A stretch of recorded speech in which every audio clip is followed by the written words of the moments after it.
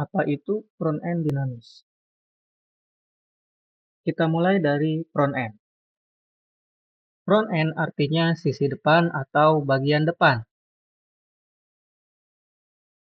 Nah, dalam konteks web programming, front-end sering berarti tampilan depan. Kira-kira seperti ini. Ada tombol, ada data, dan ada fitur lainnya. Selanjutnya, dari judul kita tadi, apa itu dinamis? Dinamis tentu saja tidak statis. Dalam konteks web programming, dinamis berarti interaktif. Maka, front-end dinamis artinya tampilan depan yang interaktif. Seperti apa tampilan depannya interaktif? Intinya, ada pada respons. Misalnya, tombol yang merespons dengan benar, atau slider yang merespons dengan benar. Bicara tentang front-end dinamis adalah bicara tentang user interface dan user experience. Apa itu API? API adalah singkatan dari Application Programming Interface. API merupakan titik sentuh antar sistem yang menghubungkan dan menjadi jembatan komunikasi antar sistem. Berbeda dengan Fetch API. Fetch API adalah JavaScript interface untuk melakukan HTTP request dan memproses responsnya. Fetch API ada dalam sistem JavaScript dan digunakan untuk melakukan, sekali lagi, untuk melakukan HTTP request dan memproses responsnya. Kenapa kita perlu Fetch API? Front-end dinamis tidak melakukan load semua data secara langsung, tapi hanya pada saat dibutuhkan. Itu mungkin saja saat kita melakukan klik, atau saat kita melakukan scroll.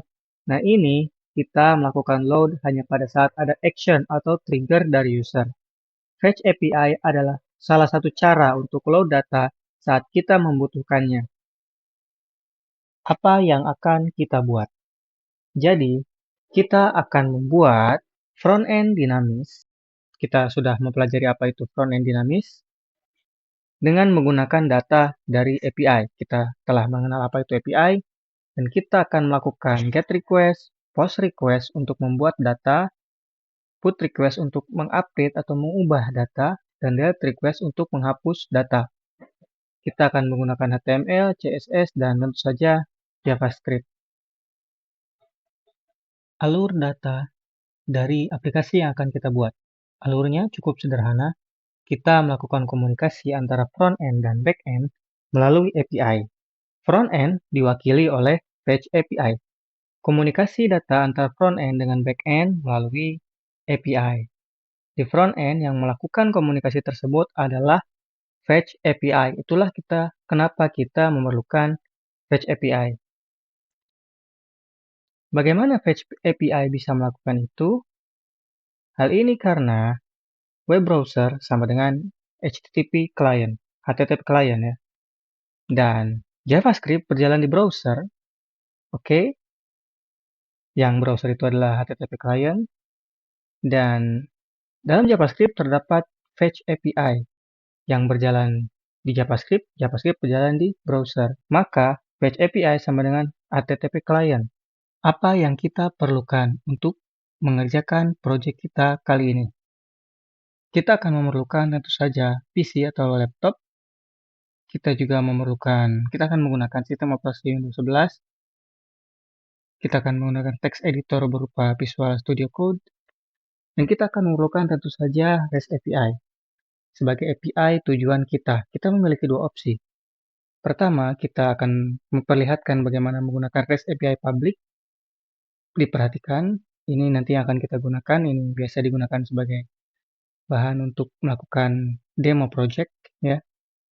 Atau kita bisa menggunakan REST API kita sendiri. Salah satunya yang telah kita buat pada tutorial project CRUD dengan Express dan Node.js. Apa saja skill yang kita perlukan untuk menyelesaikan proyek ini? Yang pertama, kita perlu mampu untuk mengoperasikan PC atau laptop. Yang kedua, mampu melakukan instalasi aplikasi. Yang ketiga, kita berpengalaman melakukan pemrograman dasar web seperti HTML dan CSS.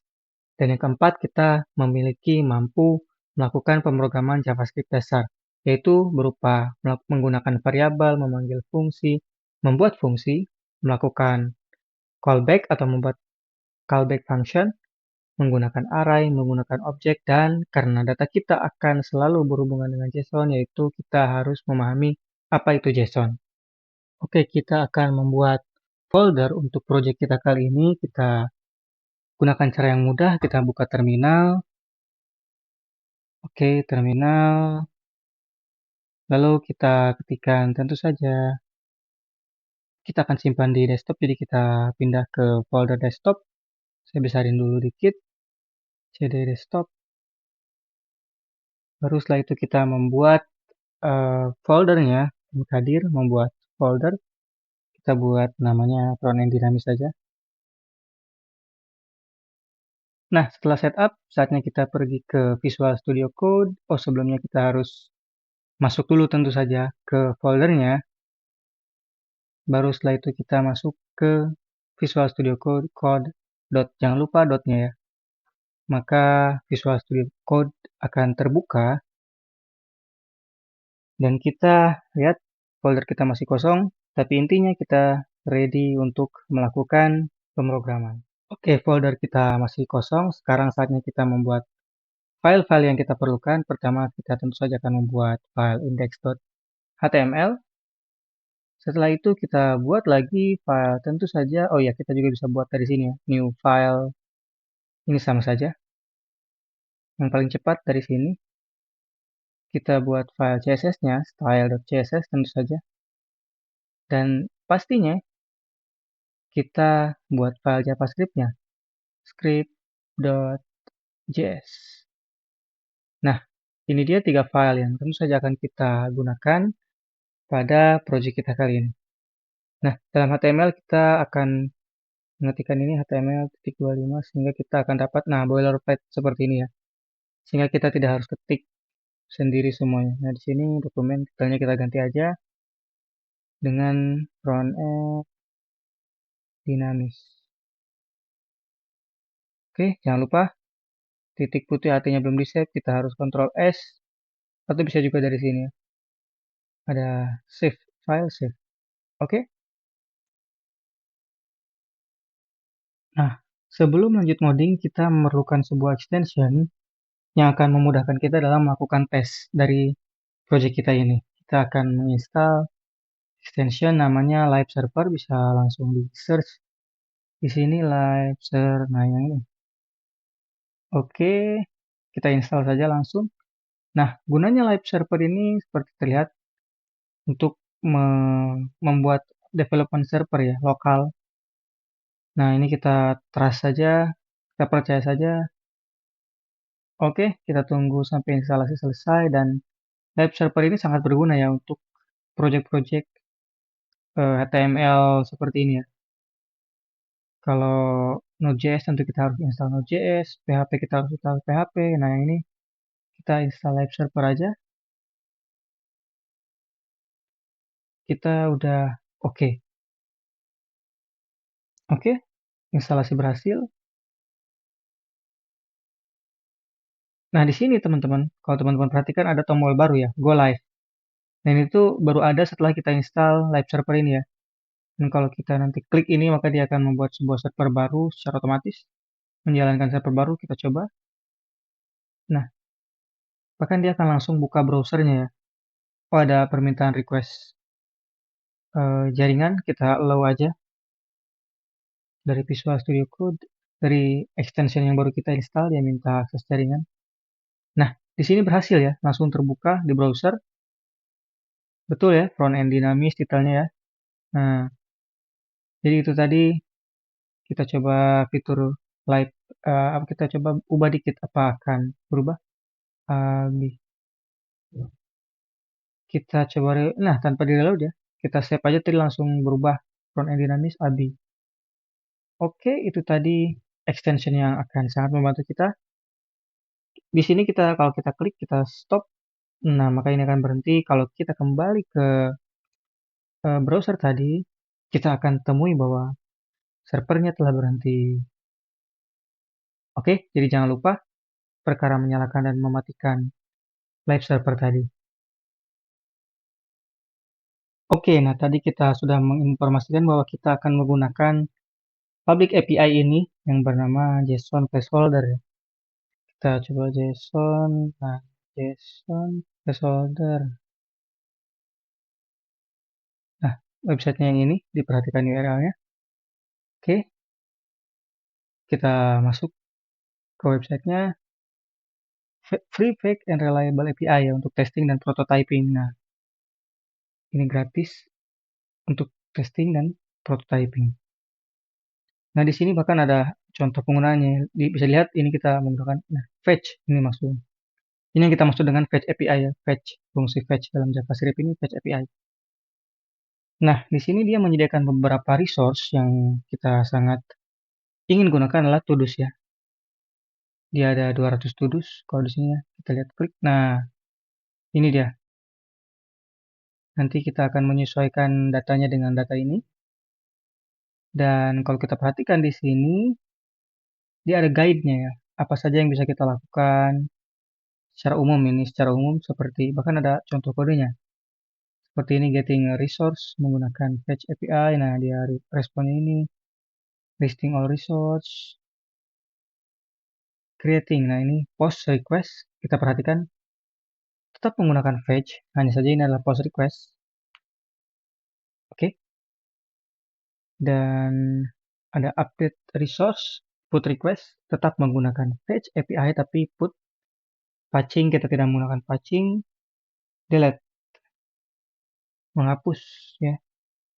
Filter, kita tidak melakukan filter. Filter itu get juga ya, cuma dia ada pagination-nya. Dan itu harus support both side, front end harus support, back end harus support. Ya sebenarnya bisa kita akali di front end aja atau di back end aja, tapi ya kita teman-teman bisa perhatikan ke websitenya dan baca mungkin contoh kodenya ini akan mirip-mirip sebenarnya dengan yang akan kita buat, akan sangat-sangat mirip tapi nggak 100% mirip gitu. Jadi tidak copy paste selesai nggak begitu nanti. Nah, ini kita perhatikan juga ya datanya. Ini sangat penting. Ini yang kita sebut dengan JSON ya. Ini sangat penting. Perhatikan field-fieldnya, user ID, ID, title complete. Karena ini tentu saja yang akan kita tampilkan di table kita nanti ya. Oke, kita kembali ke Visual Studio Code dan kita akan mulai melakukan ngoding. Yang pertama akan kita lakukan adalah kita ingin membuat tentu saja div ya. Kita kasih ID, mungkin nanti akan kita style atau akan kita kasih efek. Tapi kita belum tahu ya, yang penting kita kasih dulu aja. Baru setelah itu di dalam div ini kita ingin membuat table, tentu saja seperti yang sudah tadi kita sampaikan. Kita akan membuat table tentu saja untuk menampilkan list to-do list tadi ya. Kita kasih ID juga to list table. Nah, kita tentu saja buat header dari table ini dulu. Dan di sini kita akan mengisi sesuai dengan API-nya tadi ya. Tadi kita ingat bahwa pertama ada user ID, setelah itu ada field ID, terus ini tetap TD ya, ID-nya itu di sini. Setelah itu ada title,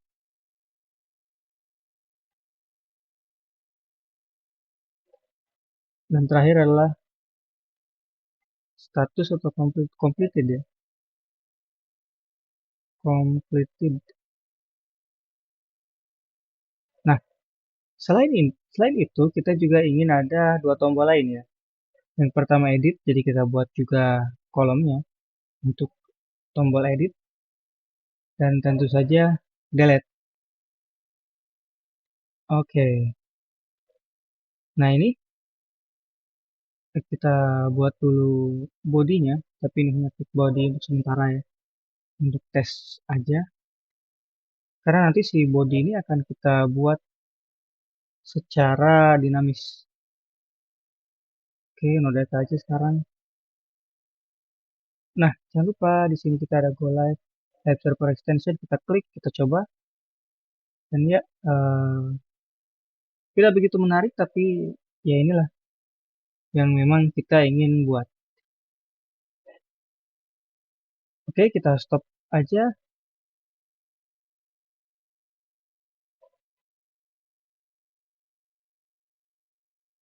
Nah, di sini nanti kita akan akan memasukkan data dari JavaScript ke table body di sini ya. Nah, selanjutnya untuk dapat memasukkan data dari JavaScript ke tabel body ini, kita tentu saja perlu melakukan referensi ya, dan untuk itu kita perlu memberikan tabel body ini ID, sehingga nanti kita bisa referensi dari JavaScript, kita kasih aja to do list table body.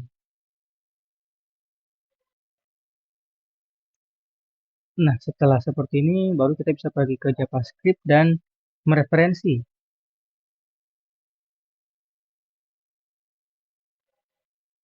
Walaupun yang ingin kita lakukan pertama sebetulnya belum mereferensi langsung ke situ, tapi kita ingin pertama adalah kita ingin load data ketika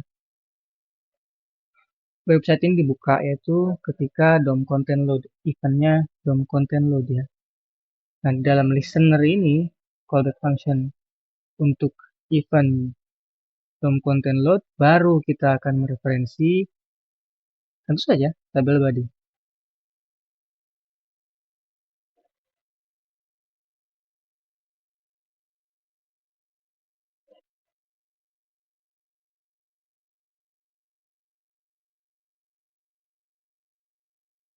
Get element by ID ya.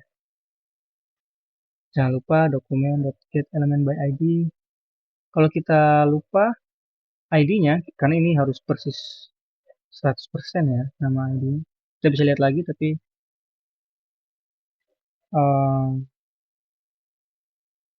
ya kalau memang mau kita pastikan ya copy paste lebih aman.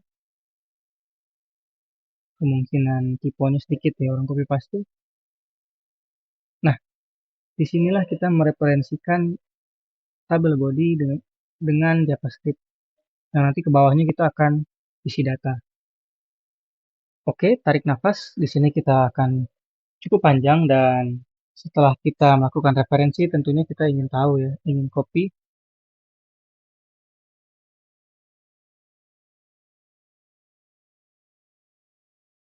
URL data yang akan kita ambil. Nah, karena kita akan menggunakannya berulang, tentu saja langkah baiknya kita buat ini sebagai global variable. Jadi kita buat di luar event listener kita ya. Kalau di dalam nanti eh, operasi berikutnya tidak bisa menggunakannya. Tapi kalau kita buat di luar, event listener berikutnya atau operasi berikutnya bisa menggunakan variabel ini. Nah, di sini inilah yang kita sebut dengan Fetch API, sebuah fungsi dari JavaScript yang berjalan di browser, namanya Fetch, yang dia parameternya adalah URL. URL ya. Yang si URL ini tentunya nanti akan mengembalikan sesuatu, apakah dokumen HTML atau yang lainnya ya. Nah, ini adalah fetch, ini adalah promise, sehingga kita perlu melakukan chain dengan fungsi den. Chain kepada fungsi den. Nah, di dalam fungsi den ini kita akan memasukkan callback juga,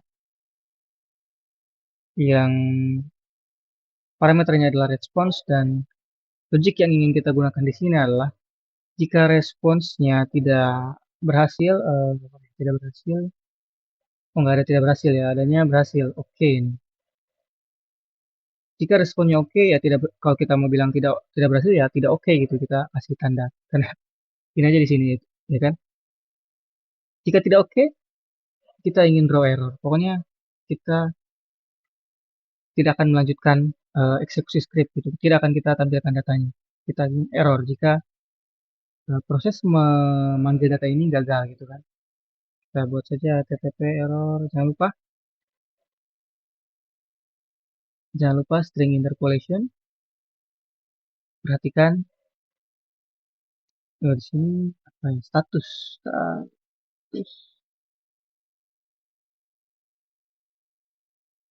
Oke. Nah, jika sudah draw error pasti akan keras programnya ya.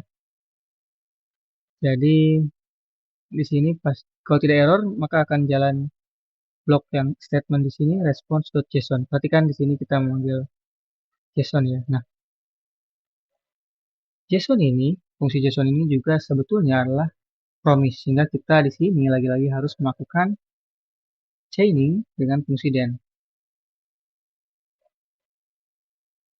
Nah, di sini baru kita dapat datanya ya, tudus.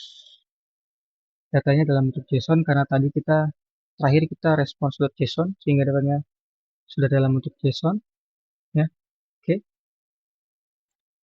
Nah, yang ingin kita lakukan di sini tentu saja kita akan melakukan loop nanti, tapi kita perhatikan lagi bahwa di sini datanya betul ya JSON array of object, sehingga kita bisa melakukan loop. Nah, ini juga tentu saja kita akan melakukan callback, akan membuat callback to do untuk setiap objek to do nah di sini kita akan melakukan banyak hal.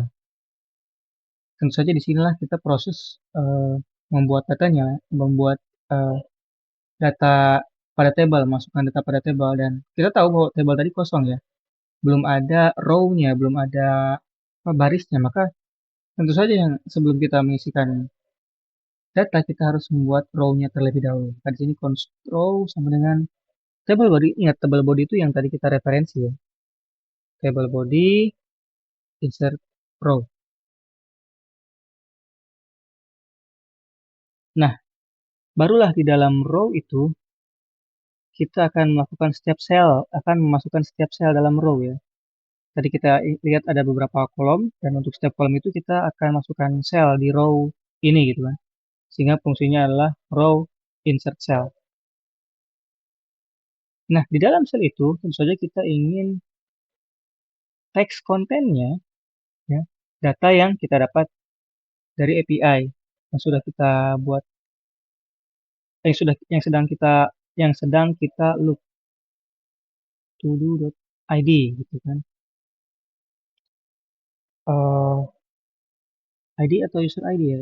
Pertama user ID sebetulnya, tapi user ID ini mirip-mirip, jadi lebih baik kita buat ID di sini ya. Jadi kita harus ubah di sini karena di sini kita pertama user ID, kita ubah aja, kita tukar aja user ID dengan ID ya. Karena user ID ini tidak unik kalau kita perhatikan lagi API tadi ya. Nah, ini satu juga gak unik berarti. Berarti yang unik adalah ID, sehingga yang pertama ini sebagai apa? ID-nya kita akan ubah. Nah, baru user ID kita simpan di sini ya. Sehingga nanti di urutan kita insert cell-nya pun akan seperti itu. Karena ini kita akan insert satu-satu.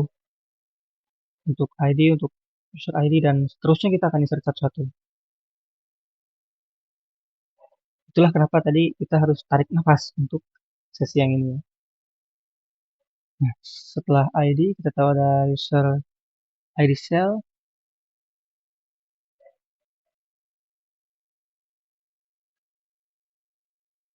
User cell jangan lupa text content. Nah, tadi user ID ya. Nah, ini kenapa kita harus mempersyaratkan untuk lanjut di project ini adalah berpengalaman menggunakan array dan menggunakan objek. Karena di sini kita melakukan operasi array dan di sini kita melakukan operasi objek. Selanjutnya title cell Ini mirip-mirip ya semuanya. Kita insert satu-satu, buat selnya, lalu masukin datanya. Seperti itu prosesnya. Buat selnya, masukin datanya. Sekarang bagian si title, to do.title. Oops, to do.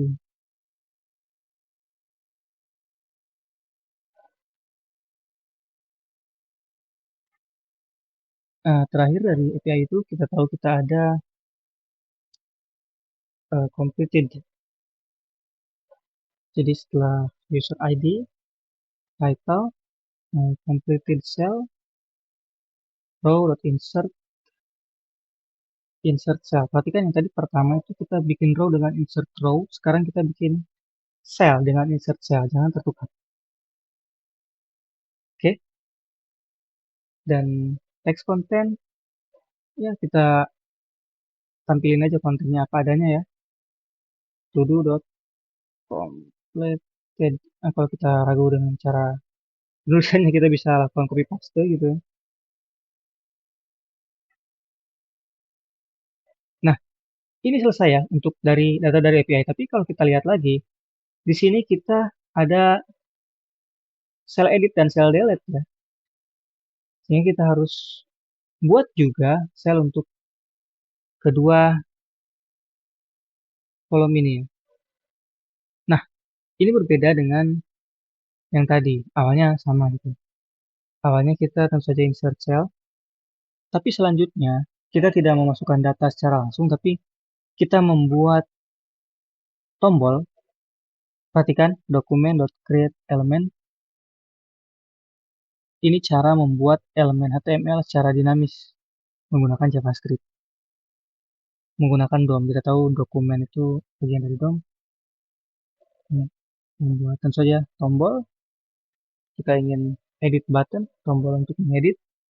Dan si edit button ini dia masih kosong, sehingga kita harus isi teks kontennya, apa tulisannya. Ya, sederhana saja ya kita sebut edit.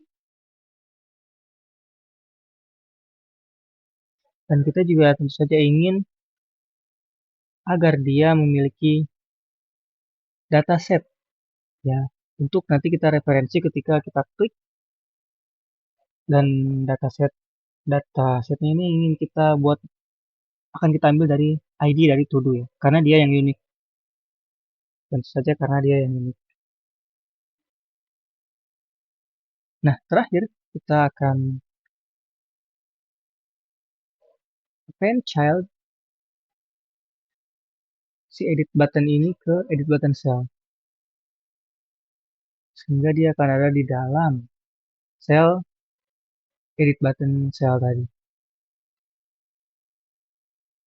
Nah, selanjutnya operasi yang sama untuk delete. Yang edit udah, yang delete mirip, hanya perbedaannya edit dan delete aja sih.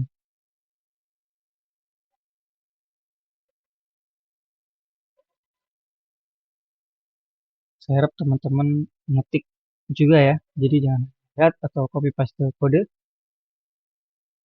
Ini jadi ngoding itu ngetik begini tuh membangkitkan atau menyimpan ingatan kita ya, menguatkan ingatan kita juga. Selain dibantu dengan penglihatan, teman-teman juga suara. Nah, motorik teman-teman tangan juga ya. Jadi dia ikut membangun memori bersama-sama gitu, ikut menghafal. Memang kalau kita buat, kalau kita lihat seperti ini ya, kayaknya ribet ya. Tapi framework yang ada itu sebetulnya yang dia lakukan di balik layar seperti ini juga sih, gitu. Kurang lebih gitu kan. Pada intinya dia buat elemen, dia tambahin atribut-atributnya gini-gini juga gitu. Cuma kita buat manual, karena tentu saja manual ini adalah fundamentalnya ya. Kita nggak bisa lari ke framework sebelum kita paham hal-hal ini. Oke, kita hampir selesai dengan tombol delete. Oke, dan jangan lupa teman-teman, yang ini ya, yang sudah kita ketik, ini untuk satu operasi ya. Nah, satu hal di sini yang kita perhatikan, kita belum mereferensikan script JS ke dalam indeks HTML kita ya. Jadi di sini belum ada script. Nah, jadi kita akan tambahkannya karena tentu saja script di sini tidak akan bisa berjalan sebelum kita mereferensikannya ke dalam indeks HTML. Itulah cara kerja web di browser ya. Dan ini pasti teman-teman juga sudah sering melakukan script source script.js. Nah, sebelum kita membuat langkah selanjutnya, kita akan melakukan tes dulu ya. Apakah script yang kita buat di sini telah berhasil melakukan fetch data dan menampilkan data di tabel ini? Sebelumnya ini kita hapus saja nih. Karena ini akan tampil ya. Kalau tidak kita hapus. Jangan lupa Ctrl S. Oke. Nah, kita tes aja langsung dengan live server extension kita. Nah, tampil berhasil ya. Jadi di sini dengan benar telah menampilkan data semuanya karena kita tidak lakukan filter atau pembatasan.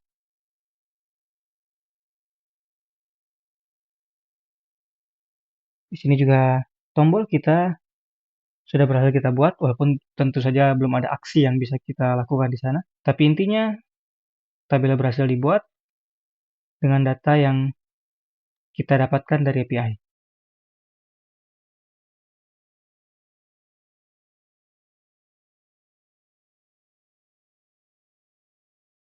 Sekarang kita ingin membuat fitur membuat data, mengedit data, dan menghapus data. Nah, untuk itu kita akan membuat 3 dialog.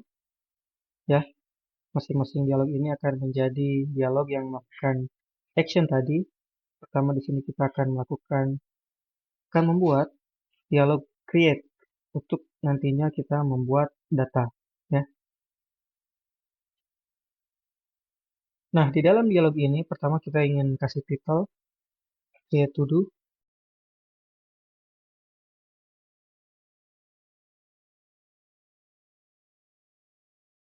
Nah, baru di bawahnya kita akan membuat input untuk setiap field yang akan kita perlukan.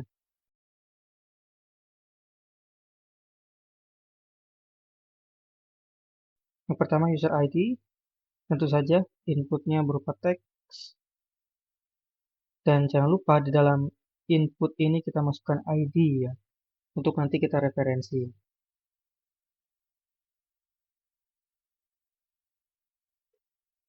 Supaya memudahkan, kita buat ID-nya create user ID. Selanjutnya kita buat juga untuk title.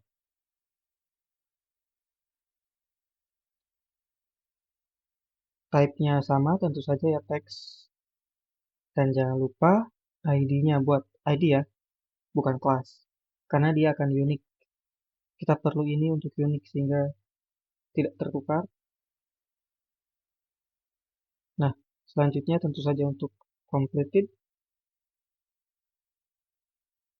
Nah, di sini kita tipe dari completed ini adalah true atau false. Jadi paling cocok sepertinya kita buat checkbox ya. Kalau check berarti true, kalau tidak check berarti false. Jangan lupa ID-nya ya. Create completed. Oke. Nah, setelah input field, kita tentu saja ingin menyimpannya. Jadi kita buat tombol untuk menyimpannya dan jangan lupa ID. Button create save. Oke. Dan kita juga ingin close dialog ini kalau tidak jadi membuat. Nah, di sini kita gunakan kelas. Kita gunakan kelas, bukan ID ya, karena nanti kita akan gunakan di beberapa tempat gitu, si tombol cancel ini. Nah, selanjutnya kita ingin buat dialog untuk edit. Nah, karena ini si dialog untuk edit ini mirip-mirip, kita copy paste aja dan kita edit-edit ya beberapa yang perlu kita edit. Misalkan di sini tentu saja kita harus ganti ya, karena harus unik. Ingat ID itu harus unik. Ini juga bukan create tapi edit. Nah, user ID sepertinya kita tidak mau ubah ya, jadi kita hapus. Yang akan kita ubah itu title atau completed. Nah, di sini kita ubah ID-nya. Kita hanya ubah ID-nya. Di sini completed juga kita ubah ID-nya. Jadi edit completed. Nah, di sini buttonnya ya, kita harus ubah juga. Jadi button edit cancel tidak kita ubah. Selanjutnya kita membuat dialog untuk delete. Delete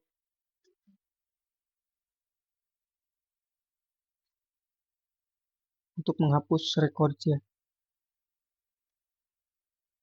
Ini sebagai dialog untuk dia konfirmasi gitu ya. Jadi tidak asal delete, tapi ada dialog konfirmasinya sebelum dia melakukan operasi delete. Di sini kita akan buat sebuah placeholder aja, delete confirm ya. Sehingga di sini akan ada pertanyaan, baru di bawah pertanyaan konfirmasi ini kita tentu saja button save dan button dan tombol cancel ya. Jangan lupa ganti ID-nya. Ini juga mungkin bisa kita ganti menjadi delete. Oke, terlihat bagus. Kita sudah membuat 3 dialog yang akan kita gunakan untuk melakukan 3 operasi selanjutnya. Oke, selanjutnya kita ingin membuat sebuah tombol yang akan membuka dialog create to do yang tadi telah kita buat. Setelah kita membuatnya, kita tentu saja memberikannya ID, lalu kita akan segera menghubungkannya dengan JavaScript sehingga kita bisa melakukan open.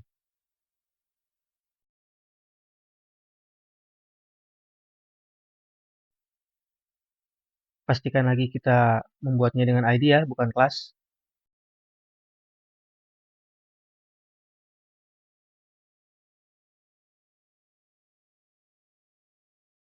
Lalu kita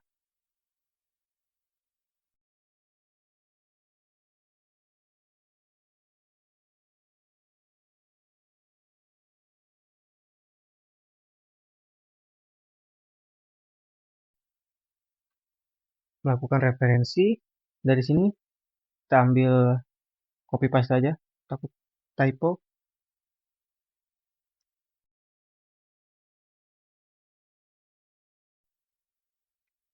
Nah, seperti ini.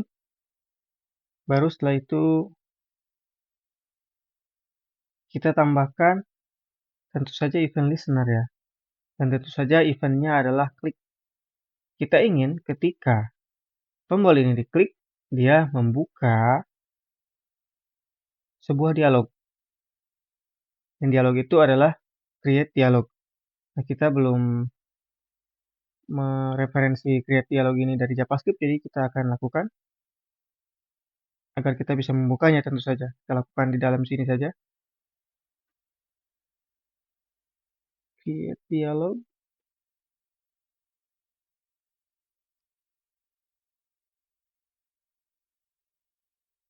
Get element by ID ya.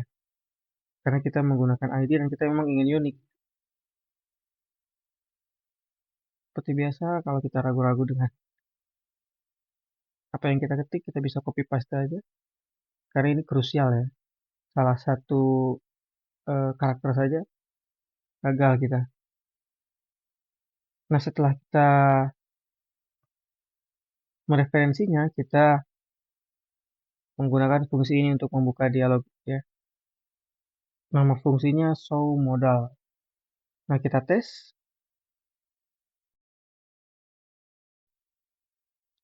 Kita tesnya mudah, tinggal kita klik. Nah, iya, tampil ya. Nah, ini dialog yang tadi kita buat, create dialog. Create to do dialog yang tadi kita buat setelah kita berhasil buka ya. Tapi ini belum bisa kita tutup. Tombol cancelnya belum berfungsi. Sehingga kita harus refresh untuk menghilangkannya. Akan kita tombol cancel akan kita buat di video berikutnya. Oke, selanjutnya kita akan membuat cancel button. Dan jika kita perhatikan di sini, kita telah membuat untuk membuka create dialog, sekarang membuat untuk cancel atau menutup dari dialog tadi ya. Dan ini tidak akan hanya untuk satu dialog, tapi untuk semua dialog. Karena kita ingat tadi kita membuat cancel button ini pas ya. Ada di setiap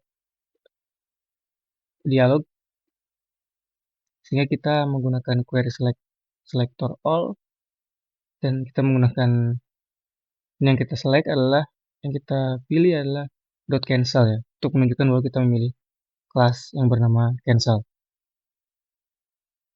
Ini juga buttons ya, karena kita ada beberapa tombol tentu saja. Di sini ada, di edit ada, di delete ada gitu ya.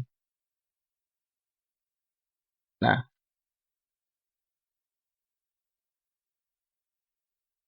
karena kita memiliki beberapa button, kita akan attach event listener-nya ke setiap button gitu kan. Nah, di sini kan ada cancel, dialog create, dialog edit ada juga cancel, button, dan ini akan berlaku untuk ketiganya ya.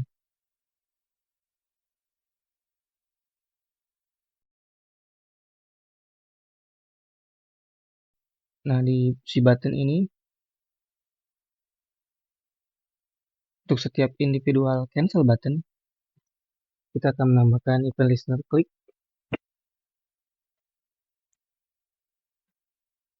yang mana ketika user melakukan klik di salah satu button ini, tentu saja di setiap button ini, kita akan memberikan instruksi agar parent element dari button tersebut untuk close. Nah, ini hati-hati, close ya, bukan closes.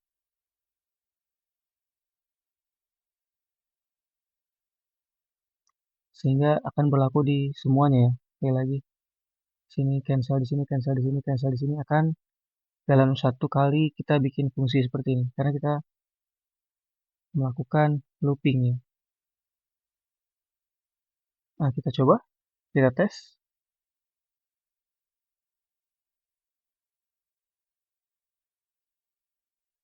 Lalu kita klik cancel.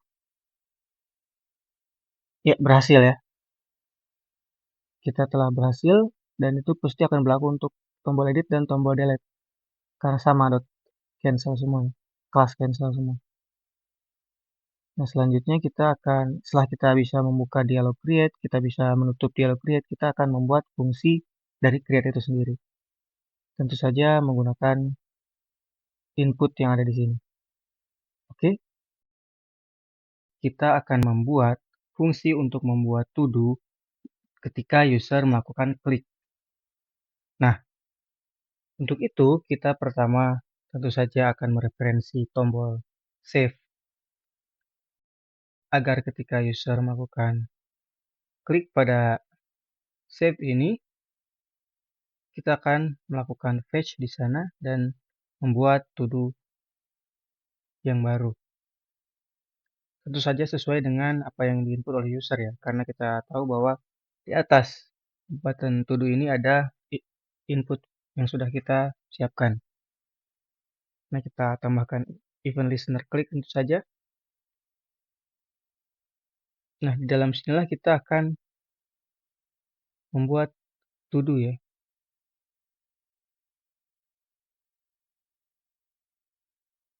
Dan untuk itu kita pertama-tama harus mereferensi setiap field, setiap input yang ada dari form kita untuk membuat to do. Dan jangan lupa kita langsung saja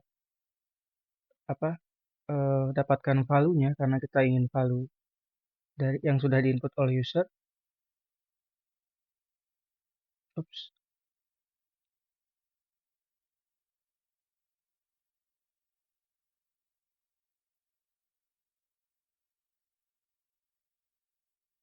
Ada 3 field yang kita referensi, yaitu user ID, title, dan completed. Untuk ID, field ID sendiri itu kan dibuat oleh server ya, oleh API nanti. Kan itu kan unik, dia yang tahu berapa ID untuk to do yang baru kita buat. Oke, di sini kita ingin agar kita tidak membuat to-do yang baru jika user ID atau title-nya kosong. Jika ini masih kosong, kita akan meminta user untuk tolong diisi dulu. Tentu saja di sini kita bisa menggunakan alert ya, dan kita bisa berikan pesan di dalam alert.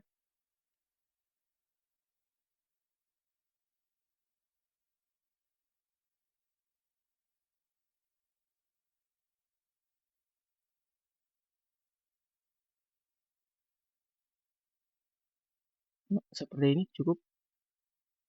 Nah, jika semuanya oke, user ID terisi, title terisi, ya kan. Kalau completed karena dia adalah checkbox, kalau kalau user tidak melakukan cek, tentu saja itu otomatis false ya, atau off.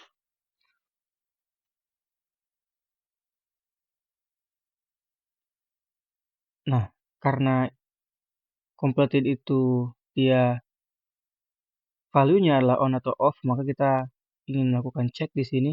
Jika completed adalah on, maka kita akan buat is completed is true. Jika sebaliknya, maka kita akan membuatnya menjadi false. Karena kita tahu completed yang diminta oleh to do adalah true atau false ya. Nah, kita buat body dari fetch yang akan kita kirimkan ketika create to do.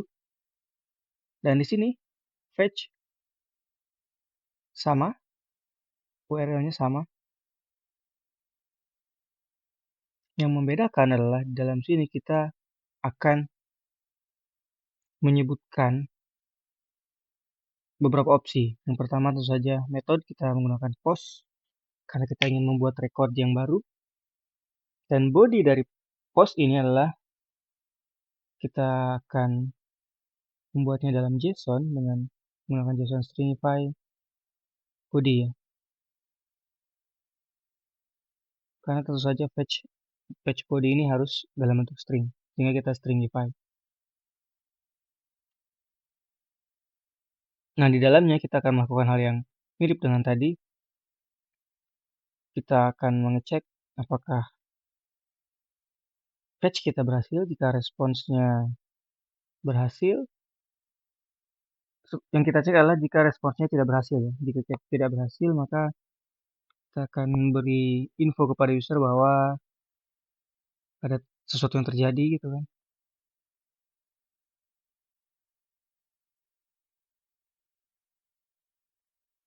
Mudahnya kita sampaikan bahwa membuat to-do ini gagal gitu. Nah, jika oke, jika berhasil, seperti tadi kita ingin mengembalikan respons dari fetch kita dalam JSON, sehingga di bawah sini kita harus kembali melakukan chain karena kita tahu ini adalah promise.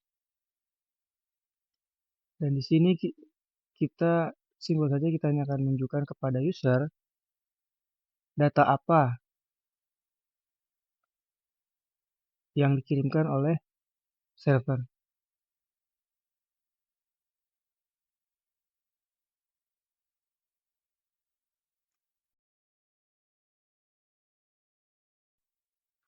Oke, seperti ini cukup baik. Kita coba tes.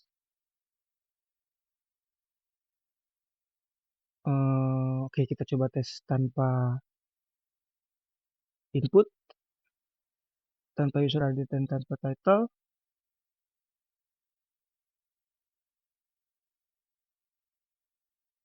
Sekarang kita input dengan user ID dan title.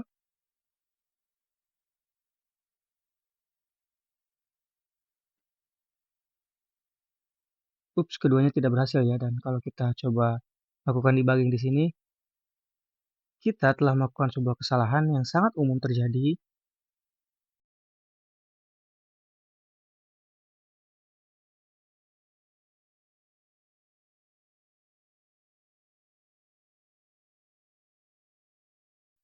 Yang mungkin teman-teman juga sudah menyadari bahwa di sini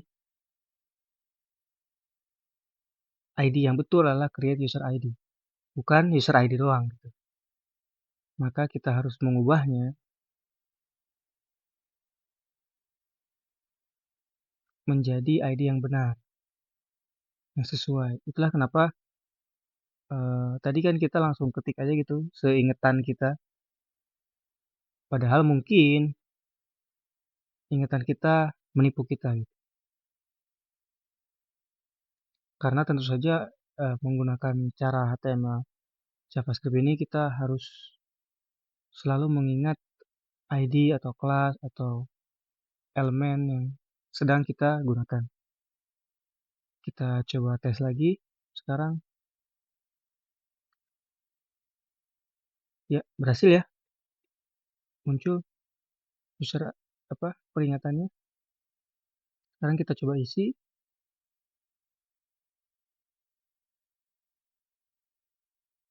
Ya, berhasil juga. ID 201, jadi server mengirimkan informasi ini ya bahwa telah berhasil dibuat.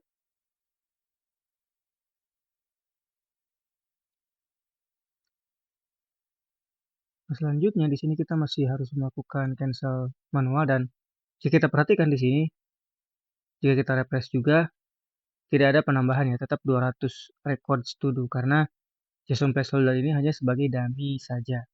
Jadi dia tidak betul-betul memasukkan data yang kita buat ke list to do ini, tidak. Karena ini hanya dummy saja. Nah, di sini sepertinya kita ingin setelah memberitahu user bahwa operasi berhasil, kita ingin menutup dialognya ya, supaya kita tidak harus tutup dialognya secara manual.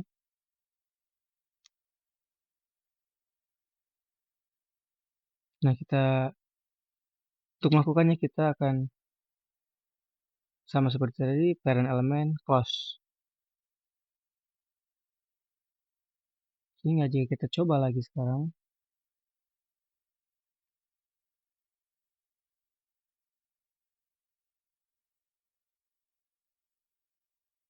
kita save, muncul, kita bilang oke, dan dialognya pun tertutup secara otomatis. Oke, jadi inilah kurang lebih proses dari membuat to-do. Oke, selanjutnya kita akan membuat fungsi untuk membuka edit dialog. Nah, di sini untuk melakukannya, pertama-tama yang kita lakukan adalah kita ingin agar kita menyimpan semua to-dos ke dalam sebuah variabel yang bernama all to-dos. Jadi di sini akan kita simpan sehingga kita dapat mengaksesnya di luar dari fungsi fetch ini. Fungsi fetch ketika kita mengambil data. Selanjutnya, kita akan menambahkan ke dalam table body sebuah event listener, yaitu event listener click. Dan kita tahu table body itu kan general ya, sehingga kita di sini akan melakukan event bubbling. Kita akan memilih di mana event ini akan kita simpan, dan kita tentu saja akan menyimpannya atau akan menghubungkannya dengan tombol edit. Caranya kita melakukan pemilihan target yang memiliki text content edit, dan yang memiliki text content edit saat ini hanya edit button ya.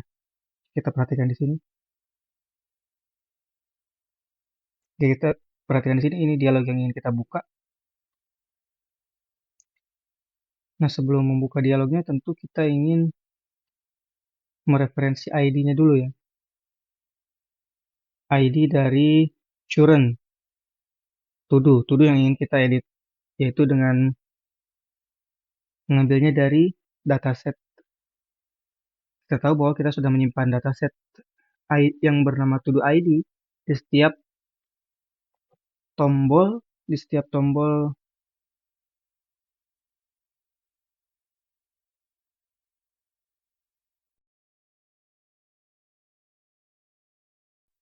setelah kita mendapatkan ID-nya, kita ingin mengambil to-do-nya ya. To-do yang mana yang ingin kita edit. Nah, jika to-do-nya ada, ini hanya sebagai checking aja. Tentu pasti ada ya, karena kita menyimpannya tadi di setiap tombol. Jadi kalau tombolnya ada, to do ID-nya pasti ada gitu. Nah, disinilah kita akan mereferensikan dialog edit ini ya. Setelah kita tahu bahwa to do-nya ada gitu, baru kita melakukan referensi terhadap dialognya, terhadap field-field yang akan kita ubah, dan melakukan edit.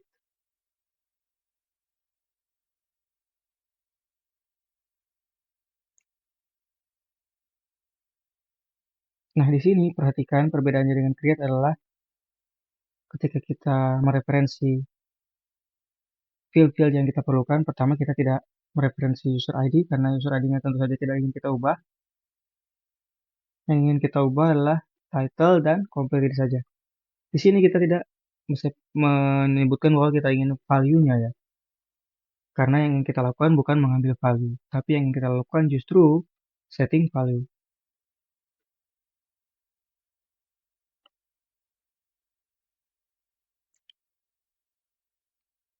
Kenapa yang ingin kita lakukan adalah setting value? Karena edit itu kan kita harus menunjukkan kepada user apa yang konten sebelumnya ya, nilai sebelumnya, sehingga user bisa menentukan apa dia ingin edit jadi apa gitu kan.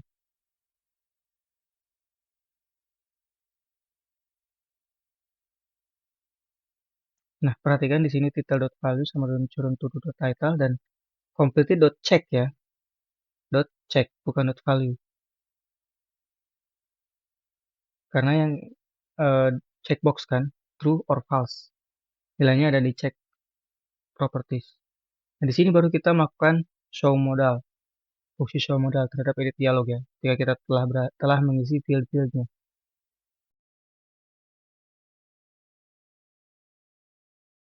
Nah, kita coba tes.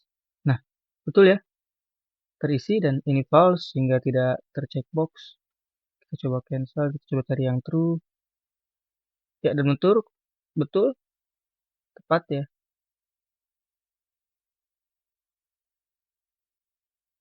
Nah, di sini tombol cancelnya, kalau kita ingat kita sudah buat tadi ya. Jadi kita tidak buat lagi. Fungsinya udah ada. Oke. Selanjutnya, kita akan membuat fungsi untuk membuka dialog kita yang terakhir, yaitu dialog untuk menghapus. Di sini kita masih melakukannya di sini ya. Perbedaannya itu hanya target dari target yang kita tuju, yang kita targetkan. Perbedaannya itu cuma target kita, yaitu yang memiliki text content delete, yaitu button delete. Nah, delete di sini.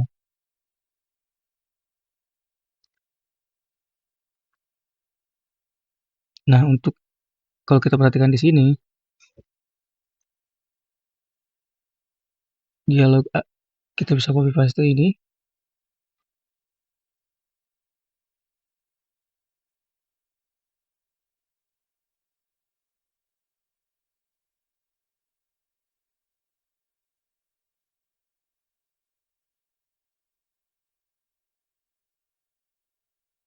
Nah, pertama kita akan mereferensikan dialog ini ya, sama seperti di atas, tapi kita tidak ada checking yang lain-lain.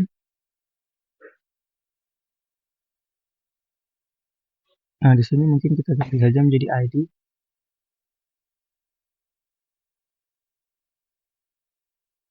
Karena kita tahu ini akan unik ya.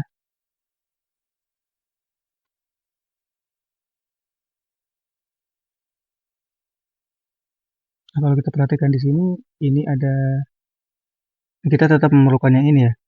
Dan ini sepertinya kita bisa buat global untuk kedua button, edit dan delete. Jadi kita naikin ke atas. Sepertinya yang kita perlukan justru ini ya. Berarti ini aja yang kita buat menjadi global, kita naikin ke atas. Berarti dua-duanya kita naikin ke atas nih. Dan ini tidak akan berpengaruh ya untuk si edit current to do, dia tetap dalam scope. Oke, kita naikin aja ke atas. Sehingga kita bisa gunakan di tombol edit dan di tombol delete. Karena untuk melakukan delete tentu saja kita memerlukan ID dari mana yang ingin kita delete, dan kita juga ingin datanya ya, supaya kita ketika melakukan konfirmasi pada user, kita akan tanya apakah betul kamu ingin menghapus ini. Dan di sini kita buat seperti di atas saja, di dalam setelah cek jika tuduhnya ada.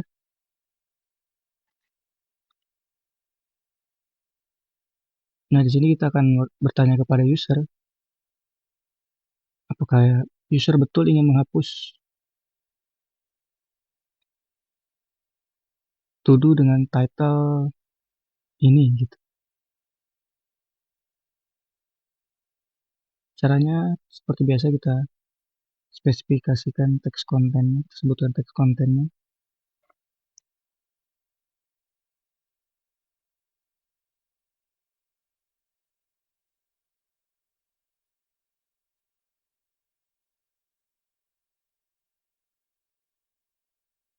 Atau untuk memudahkan,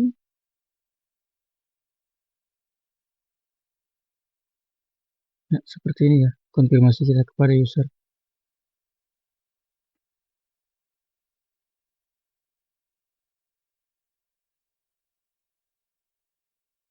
Baru setelah ini tentu saja kita membuka dialog, delete dialog.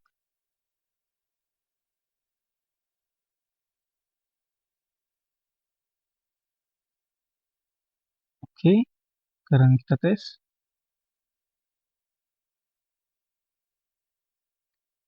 Sekarang jika kita klik, ya, oh iya, betul ya, oke, ya tepat sudah.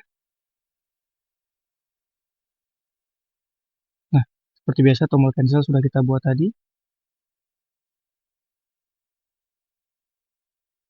Nah, selanjutnya baru kita akan membuat fungsi untuk fetch edit dan fetch delete.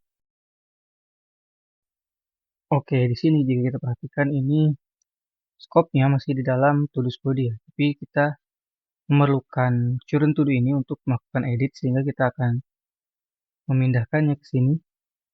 Mudah, kita tinggal buat variabel di luar yang sama namanya dengan variabel current to do dan kita inisialisasi sebagai null. Dan di bawah ketika kita klik salah satu tombol tadi edit atau delete, dia akan otomatis memilihnya ya, kan otomatis mengisi current to do. Sehingga di sini di luar dari event listener untuk membuka dialog, kita bisa membuat event listener untuk melakukan delete dan melakukan edit.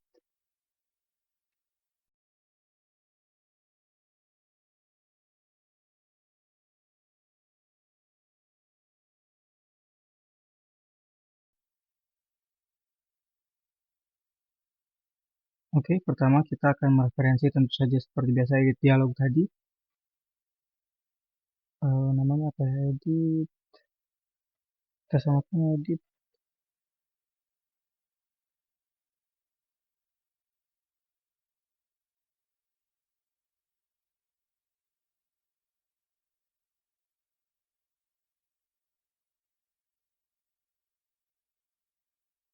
Kita copy paste.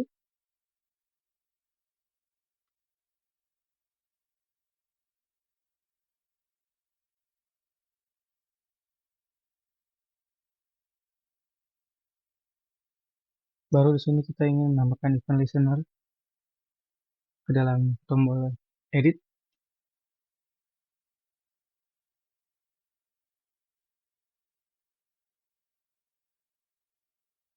Ke dalam tombol save.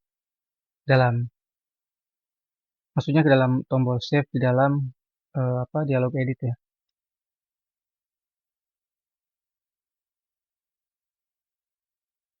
Nah, prosesnya mirip-mirip dengan create.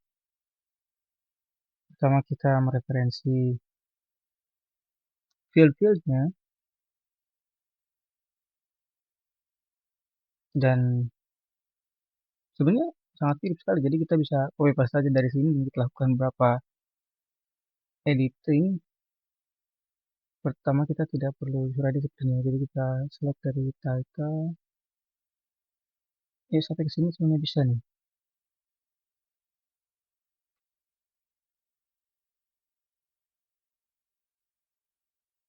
Tinggal di sini kita ubah Ups, kita rapiin dikit.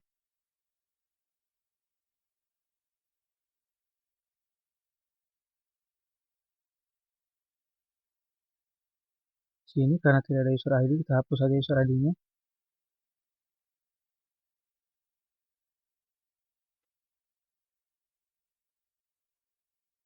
Di sini juga berarti ya.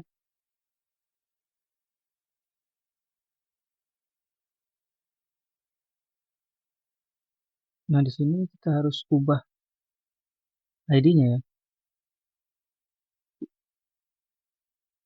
Kita copy paste aja supaya, nah karena ini masih create type ya, karena tadi hasil kita copy paste juga ya.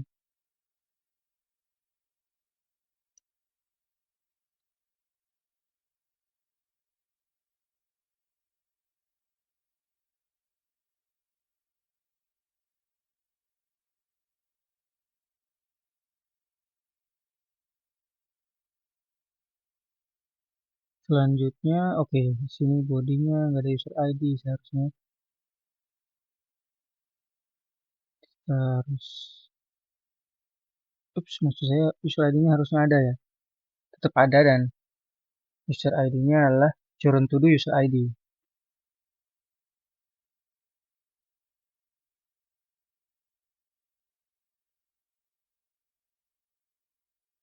Nah, di sini untuk URL-nya ada sedikit perubahan sedikit. Kalau kita perhatikan, kita baca dokumentasinya, dan memang umumnya ya, konvensi atau standar yang digunakan untuk edit itu dia ada 4 parameter ID dari apa records yang ingin diubah. Dan tentu saja di sini bukan post tapi put. Di sini gagal to do gagal. Di sini kita harus ganti edit to do button untuk menutup dialog. Oke, sepertinya kita bisa cukup tes.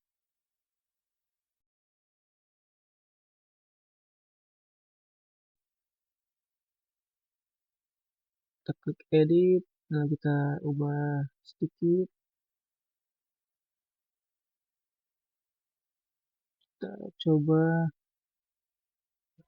save. Ya, berhasil ya.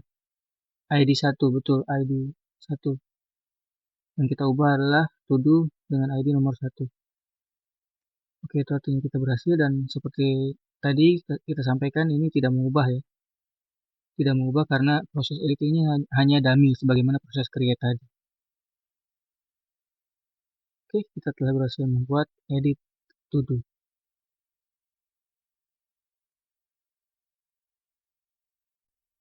Oke, di sini jika kita perhatikan ini scope-nya masih di dalam to-dos body ya. Tapi kita memerlukan current to do ini untuk melakukan edit sehingga kita akan memindahkannya ke sini.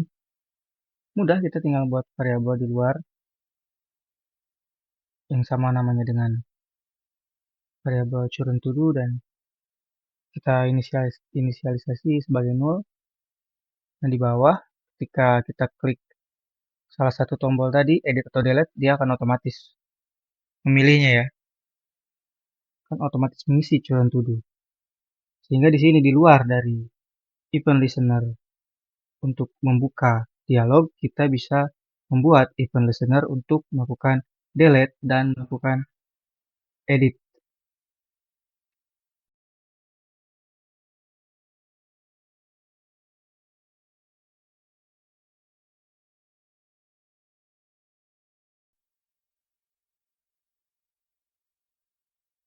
Oke, pertama kita akan mereferensi tentu saja seperti biasa edit dialog tadi. Namanya apa ya? Edit. Kita samakan edit.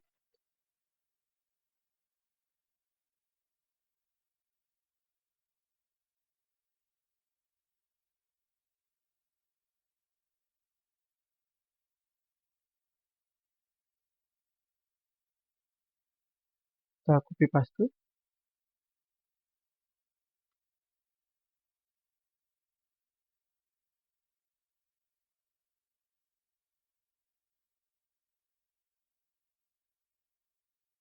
Baru di sini kita ingin menambahkan event listener ke dalam tombol edit,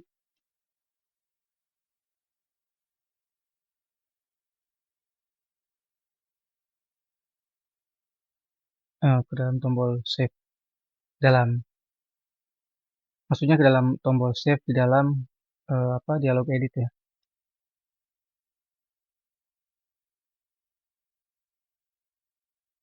Nah, prosesnya mirip-mirip dengan create. Pertama kita mereferensi field-fieldnya, dan sebenarnya sangat mirip sekali. Jadi kita bisa copy paste saja dari sini dan kita lakukan beberapa editing. Pertama kita tidak perlu user ID sepertinya, jadi kita select dari title. Sampai ke sini semuanya bisa nih.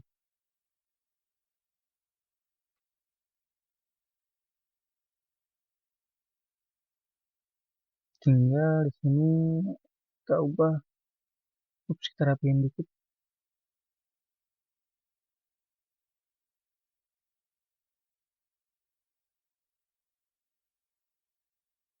Sini karena tidak ada user ID, kita hapus saja user ID-nya.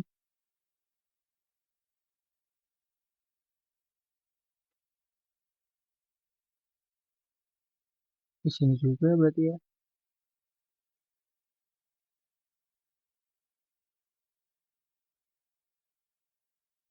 Nah, di sini kita harus ubah ID-nya ya. Kita copy paste aja supaya, nah karena ini masih create type ya, karena tadi hasil kita copy paste juga ya.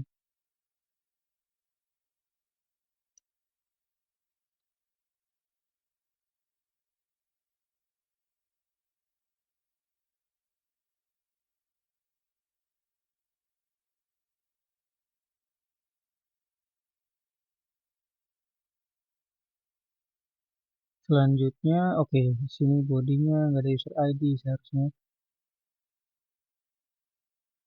Kita harus, maksud saya user ID-nya harusnya ada ya. Tetap ada, dan user ID-nya adalah current to do user ID.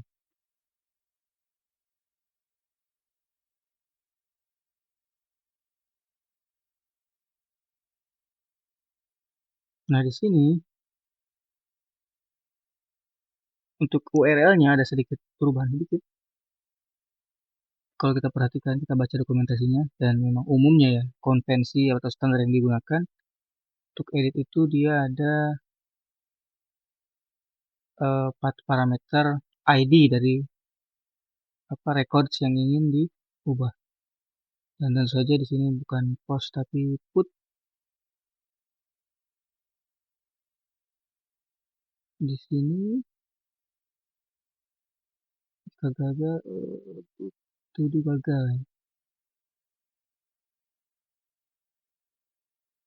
Di sini kita harus ganti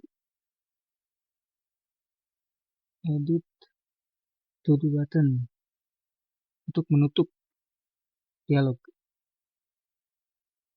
Oke, sepertinya kita bisa cukup tes.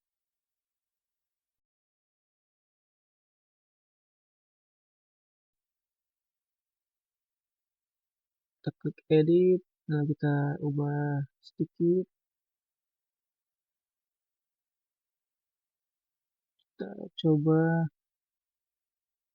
save. Ya, berhasil ya. ID 1, betul, ID 1. Yang kita ubah adalah to do dengan ID nomor 1.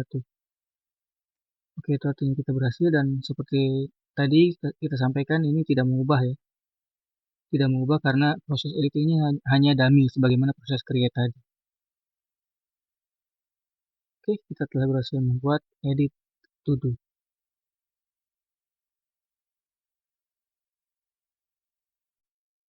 Oke, terakhir kita sepertinya perlu melakukan beberapa sentuhan styling, dan kita perhatikan dulu HTML kita karena kita akan men-style HTML.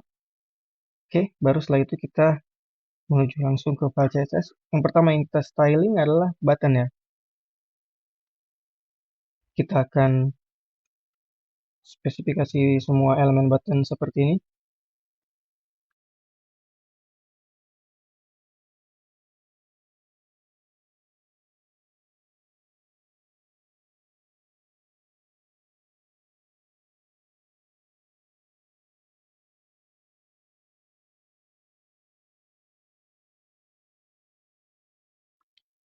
paddingnya 14, border, color, dan kursornya tentu saja pointer ya.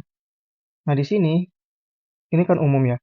Sekarang kita ingin mewarnai khusus setiap tombol, setiap button. Dan untuk melakukannya kita akan menspesifikasikan secara khusus setiap button tersebut. Tentu saja dengan menggunakan ID-nya ya. Dan kalau kita ragu, misalnya button pertama, button create ya, kita copy paste aja.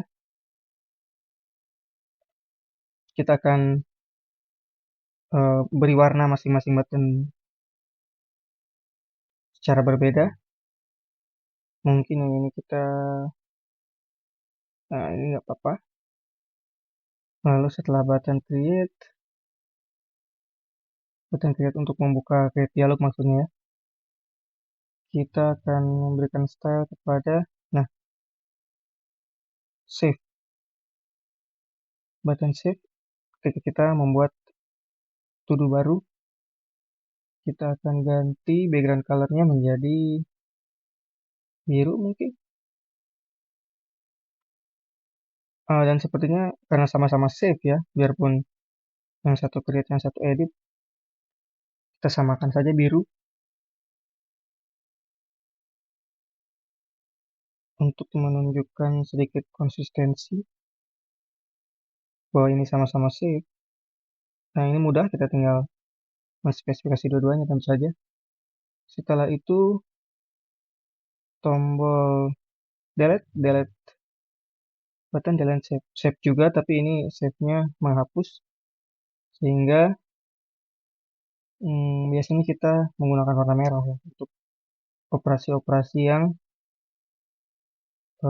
termasuk danger, berbahaya. Lalu tombol yang terakhir, tombol cancel. Nah, ini kelas ya, karena kita punya 3 tombol cancel. Mungkin kita beri warna kuning. Oke, cukup bagus. Nah, sekarang kita beri style kepada tabelnya.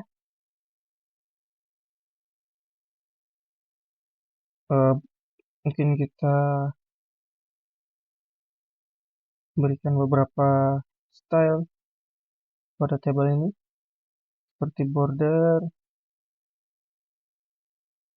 agar kita lihat ada pembatas-pembatasnya. Dan kita buat saja full width ya, karena tidak ada konten lain selain tabel ini saja. Oke, selanjutnya untuk table head, kita mungkin buat fontnya bold agar membedakan table head dengan baris yang lain. Lalu kita akan memberikan warna kepada setiap table row yang even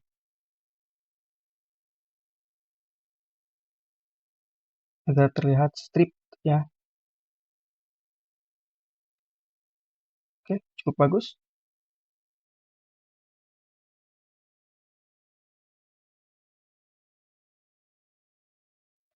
Coba kita lihat.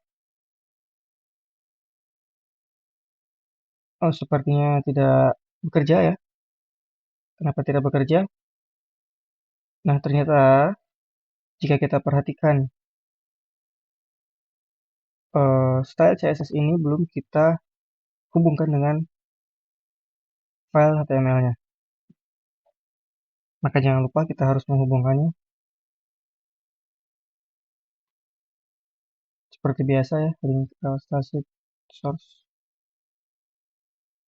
Oh, bukan source, sorry, array.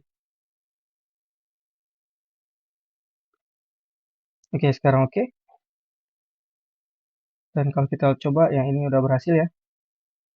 Walaupun kita lihat edit button dan delete button hilang. Hilang di sini sepertinya warnanya aja nih, belum jelas.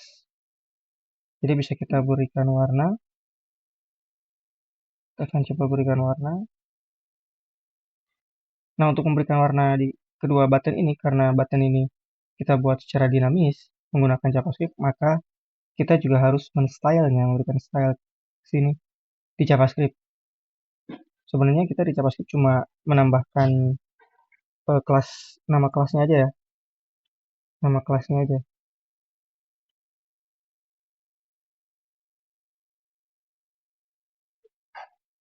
Stylingnya tetap di CSS, memberikan warnanya, tapi nanti memberikan nama dari CSS kelasnya kita berikan di JavaScript.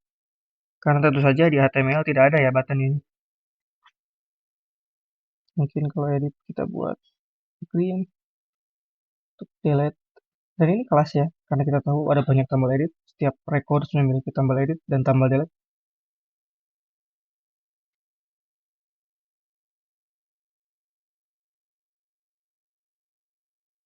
Bisa kita tambahkan di sini.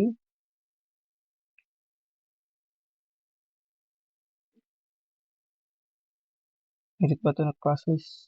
Edit nama kelasnya. Lalu bisa kita tambahkan di sini. Lalu kita tambahkan juga untuk delete.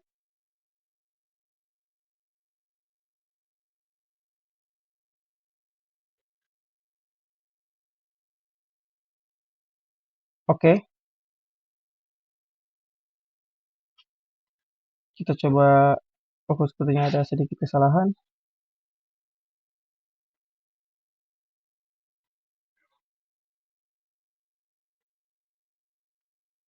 Nah, sudah cukup bagus. Kita perhatikan, inilah hasil styling kita. Styling yang sederhana, teman-teman bisa menambahkan styling yang lain jika memang ingin, jika memang perlu. Yang ingin kita tunjukkan adalah seperti inilah caranya ya. Kalau untuk desainnya seperti apa, itu kan problem desain UI UX. Oke, saatnya ringkasan dan kesimpulan. Ringkasan.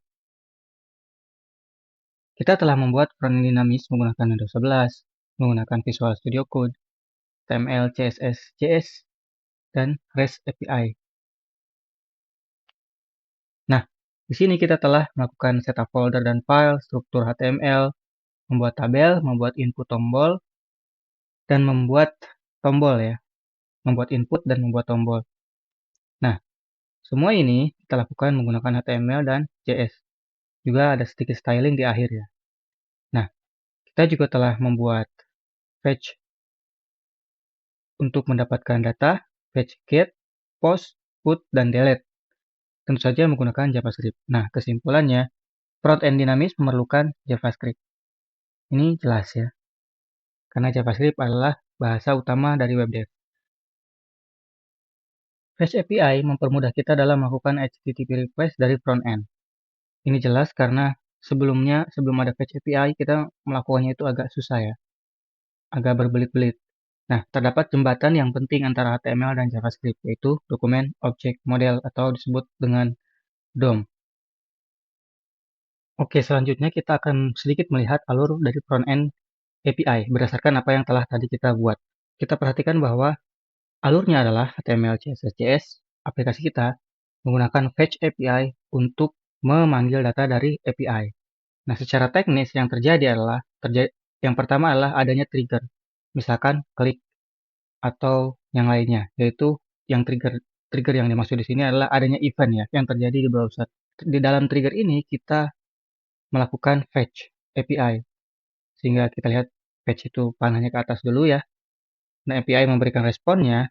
Setelah respon itu kita terima, baru kita menampilkan UI, display UI, UI. Itu adalah yang terakhir. Jika kita perhatikan di sini ya, kita banyak sekali menggunakan get element by ID. Menggunakan DOM. Ada juga create element. Nah, banyak lagi get element by ID. Kita bisa hitung sangat banyak ya kita gunakan. Ini untuk lingkup beberapa tombol saja, tapi kita menggunakan sangat banyak. Nah, ini tentu saja menjadi problem, terutama jika proyek yang besar. Karena tentu saja jika kita salah memberikan nama atau kita mengganti nama, akan error tentu saja ya. Karena itulah untuk proyek-proyek besar biasanya kita menggunakan library seperti ini. Seperti React, library atau framework. React ini dia lebih ke library, dan dia akan menyelesaikan problem kita dengan get element by ID karena dia tidak melakukan itu. Kita tidak melakukan itu dengan React gitu kan. React di dalam internalnya sendiri kita tidak tahu apa yang dilakukan. Ada juga Vue.js, ini juga sering digunakan di industri. Ini juga adalah sebuah framework yang kita gunakan untuk membuat user interface.